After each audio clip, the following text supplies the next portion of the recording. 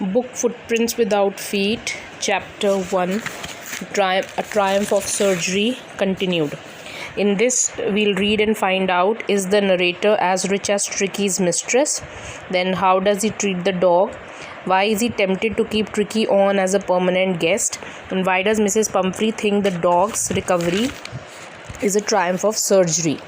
Now, last we had done that when the narrator took away the dog, took the small dog with him, and he said that he will cure him. So, and the owner of the dog was crying, wailing, and they gave so much stuff that belonged to him, his coats and his different time eating bowls and toys, and even the blankets, different type of blankets. So many things were given. So now let's see whether they were used or not. Now, at the surgery, the household dogs surged round me.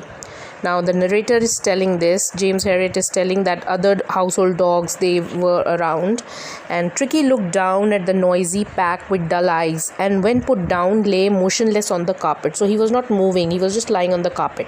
The other dogs, after sniffing around him for a few seconds, decided he was an uninteresting object and ignored him.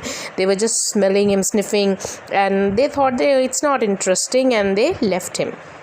I made up a bed for him in a warm, loose box next to the one where the other dogs slept. Now, where the other dogs slept, he made a loose box for them. So we can see he did not used those beds that were given for him, night bed, day bed, and favorite cushions. He never used them. He made a loose box for him. He prepared a loose warm loose box, and next to the one where the other dog slept. For 2 days I kept an eye on him. So the narrator was keeping a watch over him, giving him no food but plenty of water. So he was not giving him any food, only water, plenty of water. At the end of the second day, he started to show some interest in his surroundings, and on the third, he began to whimper when he heard the dogs in the yard. So then, when I opened the door, Tricky trotted out and was immediately engulfed by Joe, the greyhound, and his friends. So the bigger dogs, they surrounded him when he came out, and his friends. After rolling him over and thoroughly inspecting him, they started rolling him and inspecting him. The dogs moved off down the garden. So they went to the garden. Tricky followed them, rolling slightly with his surplus fat, because he was very fat. So with his surplus excessive fat, he just tried to move ahead. Then next paragraph. Later that day, I was present at feeding time. I watched while Tristan slopped the food into the bowls. The person who gave the food, he put the food into the bowls. There was the usual headlong rush, followed by the sounds of high speed eating. They used to eat so fast, all the dogs. Every dog knew that if he fell behind the others, he was liable to have some competition for the last part of his meal. That if they didn't eat it on time, the others will come for their share also. When they had finished, Tricky took a walk round the shining bowls, licking casually inside one or two of them. Next day, an extra bowl was put out for him, and I was pleased to see him jostling his way towards it. Now, next day, a bowl was kept for him also.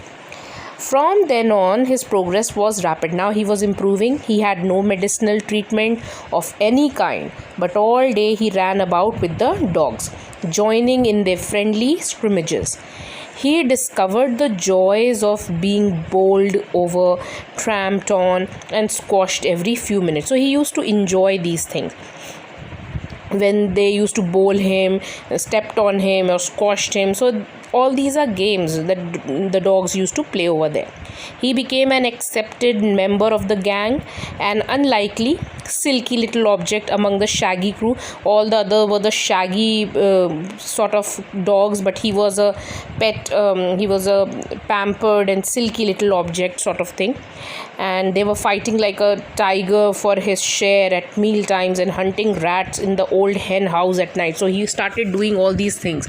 He had never had such a time in his life. When he was at Pumphrey's house, he was just sitting on the carpet and eating and not doing anything. But here he was trying to fight for his share at meal and hunting rats in the old hen house at night.